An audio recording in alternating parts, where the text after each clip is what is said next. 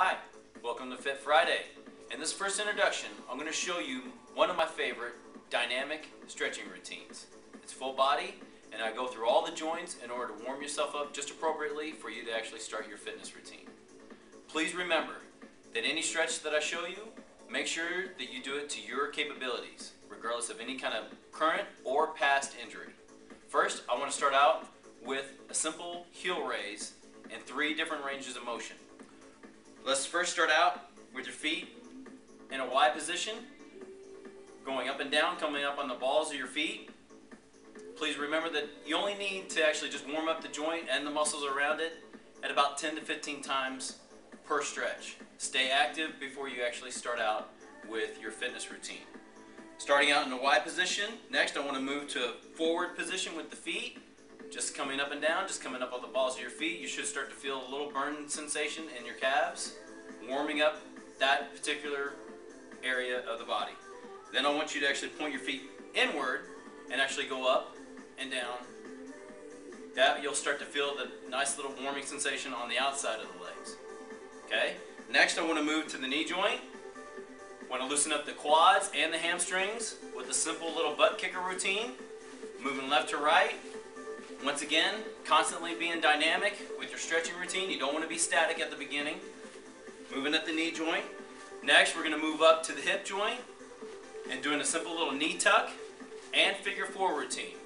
You just want to go right to left, right to left. And a nice little knee tuck. And then we're actually going to try and pull at the ankle joint, doing figure 4s. Left and right. Left and right, loosening up the hip. Next, I want you to try to stretch out the lower back. I like to perform little choppers to the left and perform a chopper routine to the right. First, I want you to actually step forward with the right leg. Try to keep the hips still so you can actually stretch out the lower back. Arms up so you can actually rotate and feel the actual torso rotation. Moving just to the right, keeping the hip as still as possible. You should feel a nice little stretch going on in your lower left part of your back. Nice and easy.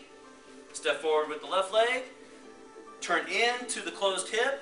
You'll start to feel the stretch in your lower right part of your back. Once again, only stretching about 10 to 15 rotations at a particular joint. Okay, now that we got the lower back stretched out, next I want to move to the shoulder joint. I like to do a little shoulder flexion to the left and to the right, acting like I'm trying to actually touch the left side and the right side. Most people have limitations when it comes to trying to stretch internally and externally at the shoulder joint. Once again, just trying to loosen up that shoulder, stretching to the left, stretching to the right.